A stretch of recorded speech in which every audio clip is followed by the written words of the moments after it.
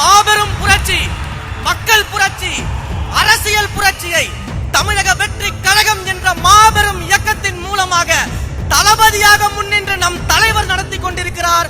நாம் எல்லாம் அதில் பயணித்துக் கொண்டிருக்கிறோம். புரட்சி என்பது சாதாரண வார்த்தை அல்ல. அது ஒரு சக்தி, அது ஒரு உணர்வு, அது ஒரு மாற்றத்தின் துவக்கம், அது முடிவில்லாத முயற்சி. இந்த புரட்சி என்ன செய்யும் தெரியுமா? இந்த புரட்சி அடக்குமுறைகளை ஒடுக்கும், அநீதிகளை அழிக்கும். மக்கள் மனதில் எடுத்து இந்த புரட்சி துவங்கி அதே மக்களின் நல் வாழ்வை மேம்படுத்தும்.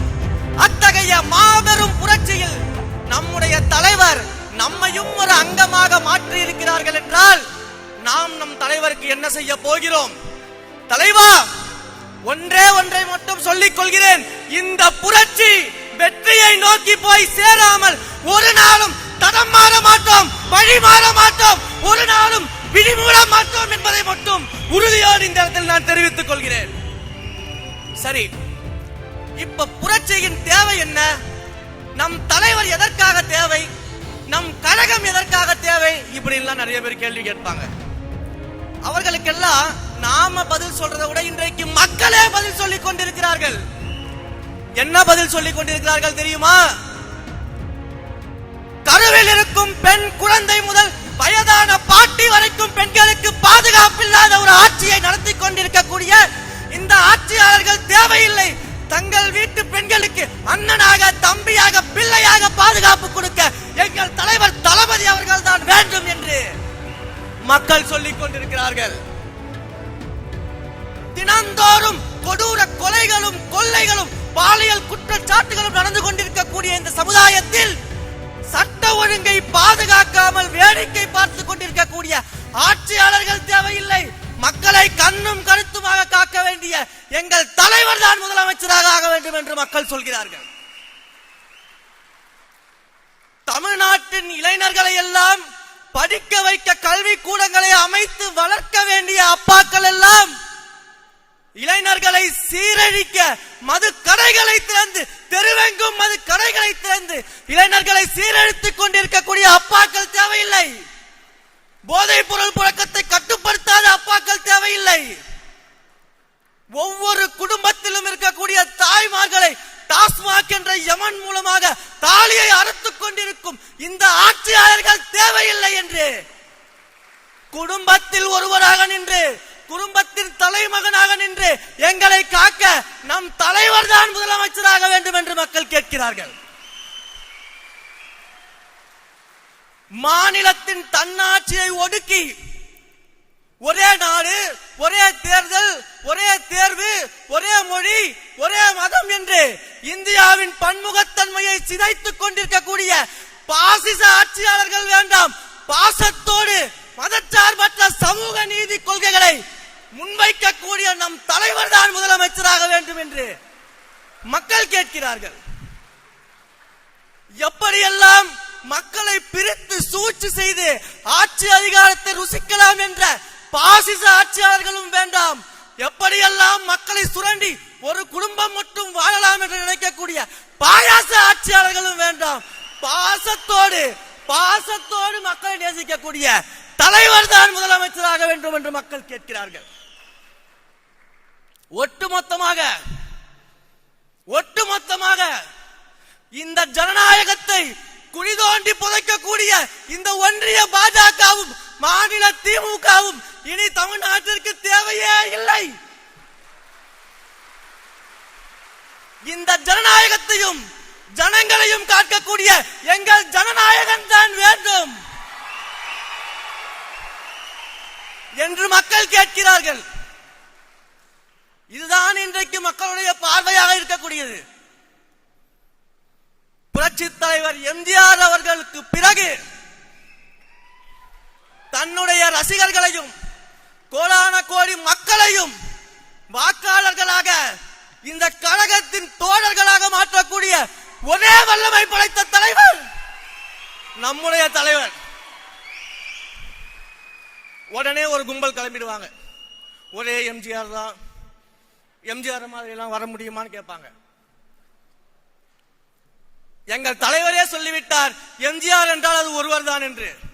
ஆனால் இன்றைக்கு நான் சொல்கிறேன், எப்படி எம்ஜிஆர் என்றால் ஒருவர் தான், அவரை போல வர முடியாது என்று இன்று பேசுகிறீர்களோ, இன்னும் 100 ஆண்டு கழித்து தளபதி என்றால் ஒருவர் தான்,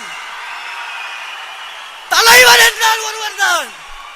அவரை போல ஒரு முதலமைச்சர் இனி கிடைக்க மாட்டார், அவரை போல நல்லாட்சி கொடுக்க மாட்டார் என்று வருங்காலம் பேசக்கூடிய தளபதியாக நம் தலைவர் இருப்பார்.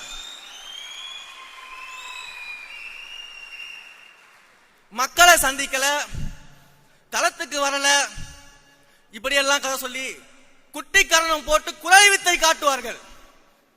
ஆனால் இன்னும் பெருமையும் பேசிக் கொள்வார்கள்.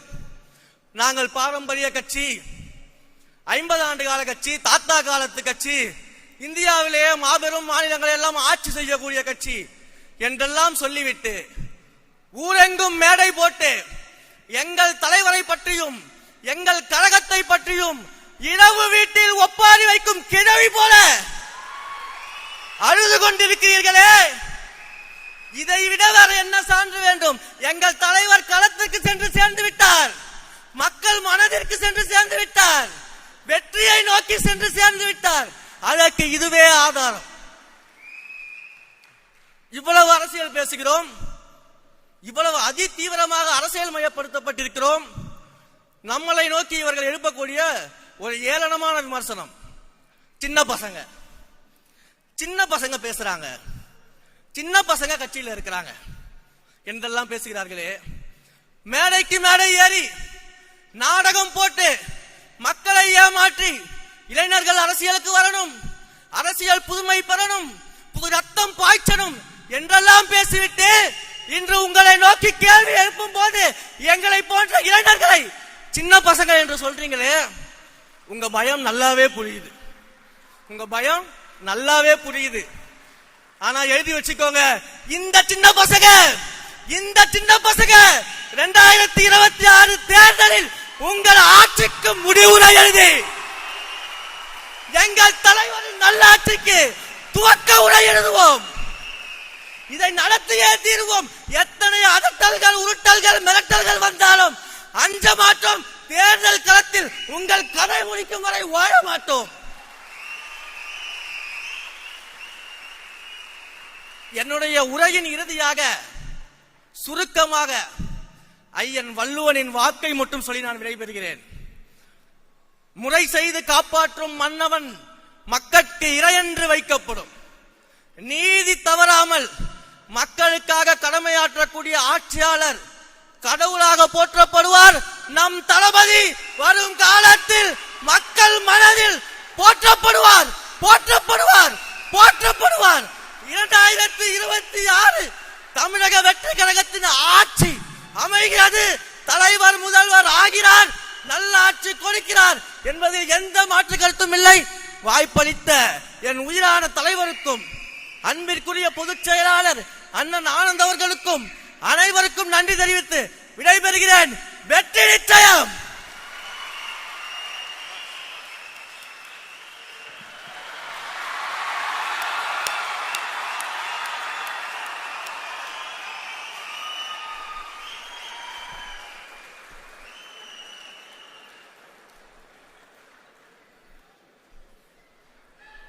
அருமை அருமை. நீ சின்ன பையனே இல்லப்பா, நீ ரொம்ப பெரிய பையன்.